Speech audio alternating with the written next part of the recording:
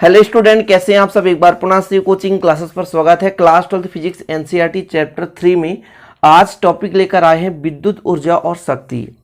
इससे आपके पास क्वेश्चन कैसे आने की संभावनाएं हैं कि जब किसी चालक तार में विद्युत धारा प्रवाहित की जाती है तो तार में कितना ऊष्मा उत्पन्न होता है या उस पर कितना कार्य किया जाता है, उसका गणितीय व्याख्या ज्ञात कीजिए।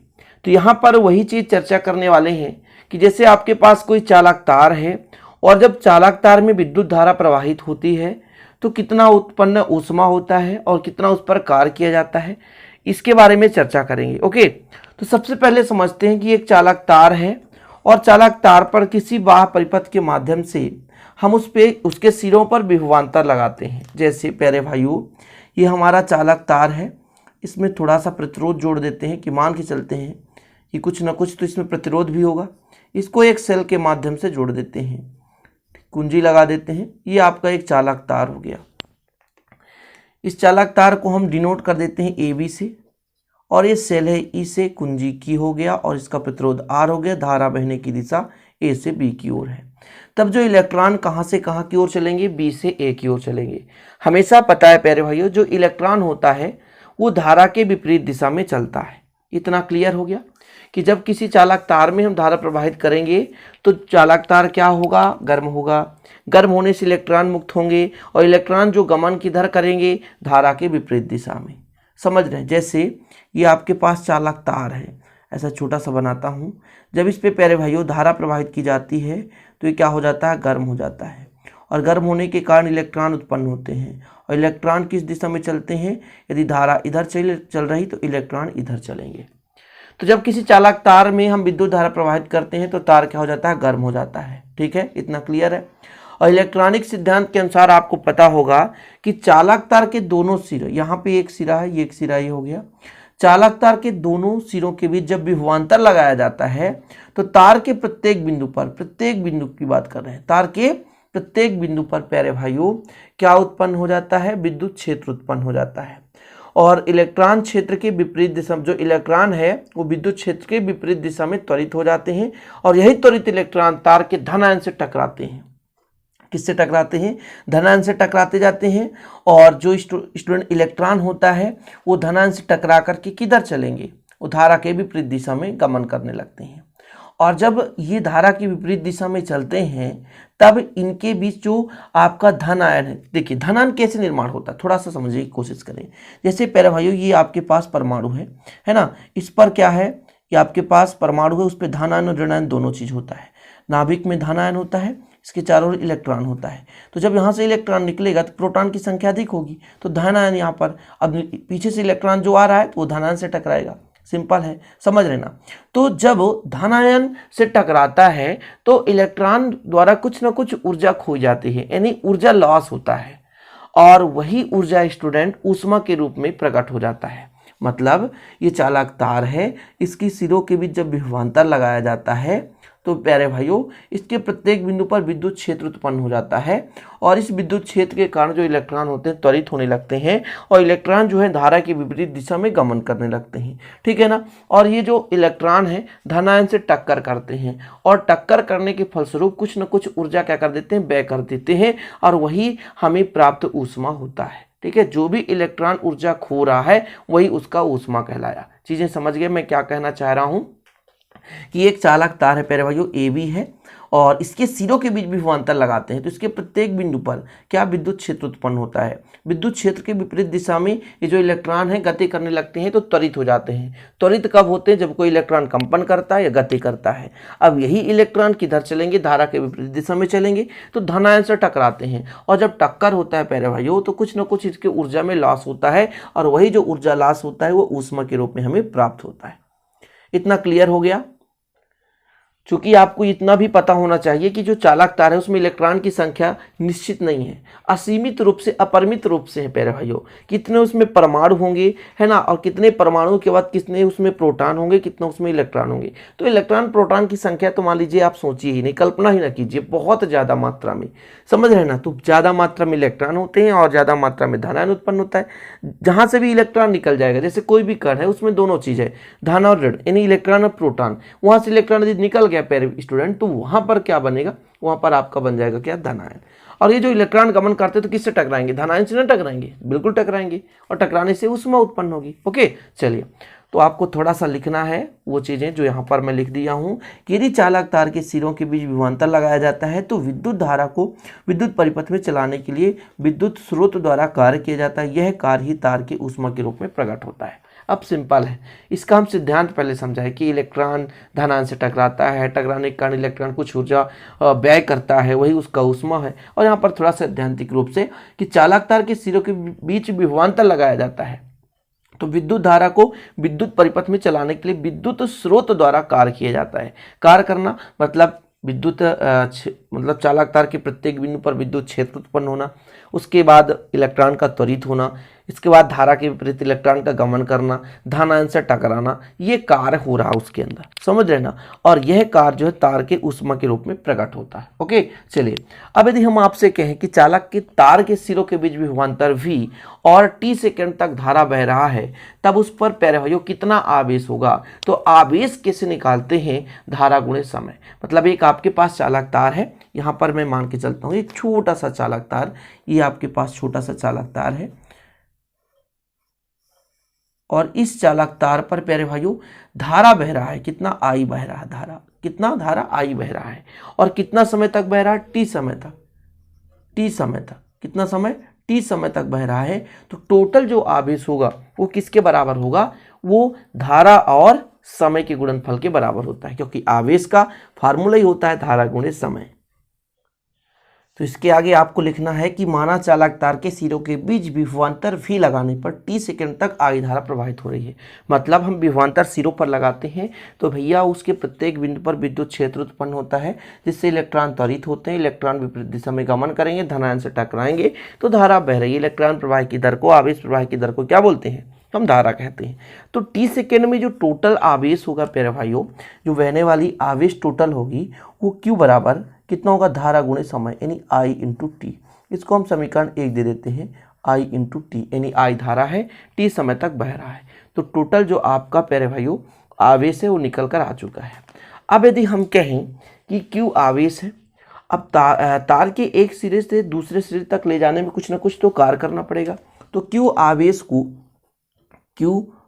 को यानी टोटल Q आवेश है, Q आवेश को तार के एक सिरे से, तार के एक सिरे से दूसरे सिरे, एक सिरे से दूसरे सिरे तक ले जाने में, क्या करने में, ले जाने में किया गया कार्य कितना होगा, किया गया कार्य। तो इसको अपन लिख सकते हैं प्यारे भाइयों, किया गया कार्य कितना होगा, तो W बराबर हो जाएगा, कितना हो जाएगा, Q इंटू V।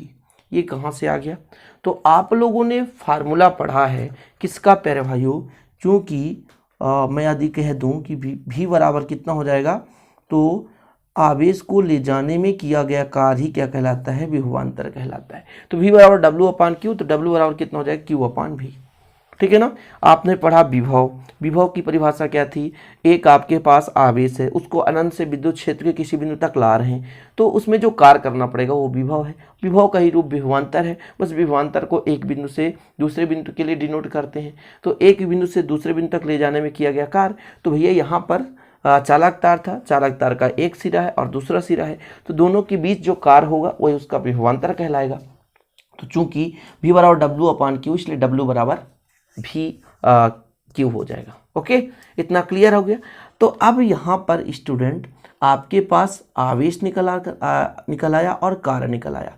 अब इस आवेश का मान यदि हम समीकरण इसको हम 2 दे दें और समीकरण 1 और 2 से यदि हम मान रख दें कि समीकरण 1 से मान रखने पर, कहाँ से, समीकरण 1 से मान रखने पर, चलिए रख दीजिए, मान रख दीजिए। तो कितना आ जाएगा, W बराबर Q का मान कितना है, I और इंटू टी, और ये भी हो जाएगा। W बराबर कुल मिलाकर के इसको हम ऐसा भी लिख सकते हैं, W और VIT, यहाँ पर आप लिख लें W बराबर VIT, और इसको हम समीकरण 3 दे दें, समीकरण 1, 2 और 3 हो गया। ये कितना निकल आ चुका भैया, ये W बराबर VIT कार्य निकल आ गया। अब एक चीज और आपने पढ़ा, ओम के नियम से टोटल ऊष्मा निकालना है हमको ना, ऊष्मा तक पहुंचना है। तो ओम के नियम से आपने पढ़ा, ओम के नियम से V बराबर कितना होता है प्यारे भाइयों, V बराबर IR होता है, V बराबर IR। तो W बराबर कितना हो जाएगा, W बराबर यहाँ पर IR रख दें, IRIT,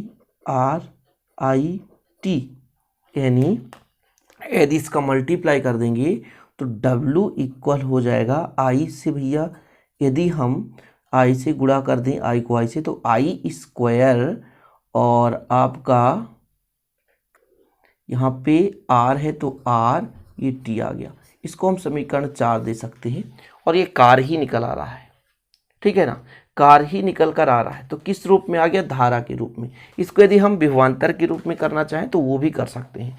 जैसे यदि हम समीकरण 4 है ना, समीकरण 4 में, यहाँ पर थोड़ा आप समझेंगे, समीकरण 4 में, किसमें, समीकरण 4 में I बराबर कितना रख दें, तो ओम के नियम से ही प्यारे भाइयों I बराबर कितना हो जाएगा, V/R। तो इस फॉर्म में कितना आ जाएगा वैल्यू, इसको अपन रखेंगे तो इस फॉर्म में आपका वैल्यू आ जाएगा, यहाँ पर वैल्यू पुट करेंगे तो W इक्वल I स्क्वायर की जगह V/R का स्क्वायर और RT था ही, ठीक है। तो इसके यदि हम कैलकुलेट करें तो V स्क्वायर/R स्क्वायर और RT, एक R से R कैंसिल हो जाएगा, तो आपके पास W का वैल्यू निकल कर आएगा V स्क्वायर T/R। एक ये भी तो किया गया कार्य है, ठीक है ना, ये भी किया गया कार्य है। तो प्यारे भाइयों ये आपका समीकरण आ चुका है 5। तो जो आपका समीकरण 3 था ये भी किया गया कार्य था, समीकरण जो 2 था ये भी किया गया कार्य था, समीकरण जो 4 है ये भी किया गया कार्य है। और कार्य ही भैया ऊष्मा है, आपको पता है ना, जितना कार्य होगा वो ऊष्मा के रूप में व्यक्त होगा। तो आखिर ऊष्मा किस किस पर डिपेंड करेगा, तो ऊष्मा तो किन चीज़ों पर डिपेंड कर रहा है मुख्य रूप से। तो प्यारे भाइयों आपका V है यानी विभवांतर पर, T है यानी टाइम पर, और आपका R क्या है ना, प्रतिरोध कितना है उस पर डिपेंड करेगा। तो यहाँ पर यदि हम कह दें कि जो किया गया कार्य है वही प्यारे भाइयों ऊष्मा का रूप है, ऊष्मा को प्रकट करेगा, तो यही एक ऊष्मा के बराबर हो गया, हीट के बराबर, यानी ये भी एक ऊष्मा के बराबर हो जाएगा। ये समीकरण 4 भी ऊष्मा के बराबर और समीकरण 5 भी ऊष्मा के बराबर हो जाएगा। ओके, तो यहाँ पर आप थोड़ा सा लिखेंगे कि यदि हम कह दें कि जो समीकरण आपका, समीकरण कौन कौन सा, यदि समीकरण हम इसको कर देते हैं, समीकरण 3 को कर देते हैं, समीकरण 4 को कर देते हैं और समीकरण 5 को कर देते हैं। यदि समीकरण कौन सा भैया, समीकरण 3, 4 व 5, ठीक है, द्वारा प्रदर्शित, क्या प्रदर्शित कर रहा है, कार्य, प्रदर्शित कार्य W ही तार में ऊष्मा के रूप में प्रकट होता है, के रूप में प्रकट होता है। तो तार में उत्पन्न ऊष्मा कितना हो जाएगा, तो तार में उत्पन्न ऊष्मा आपसे कहा जाए, तार में उत्पन्न ऊष्मा, तो भैया जो कार्य पहला आया था, मतलब आपके पास H बराबर आया था, मतलब W बराबर है तो W ही H है, VIT, ये ऊष्मा हो गया तो जूल हो गया, ये पहला हो गया। एक हो जाएगा H बराबर आपका आया I स्क्वायर RT, ये भी आपका क्या है, ऊष्मा आ गया। और एक आपका आ चुका है W बराबर V स्क्वायर T/R, तो ये भी एक ऊष्मा है, जूल। तो ये निकल कर आ चुका प्यारे भाइयों कि विद्युत ऊर्जा में हम जब, कहने का मतलब एक चालक तार लेकर चल रहे हैं और उसमें धारा प्रवाहित करते हैं, तो टोटल कितना कार्य किया जा रहा है, कितना उस पर प्यारे भाइयों ऊष्मा उत्पन्न हो रही है, उसके लिए गणितीय व्याख्या जो कि आप लोगों ने आसानी से सीखा और समझा। आप लोग इसका है ना स्क्रीनशॉट ले सकते हैं बेहतर तरीके से और इसको नोट डाउन भी कर लिया करें ताकि आप लोगों को दिक्कत ना हो सके।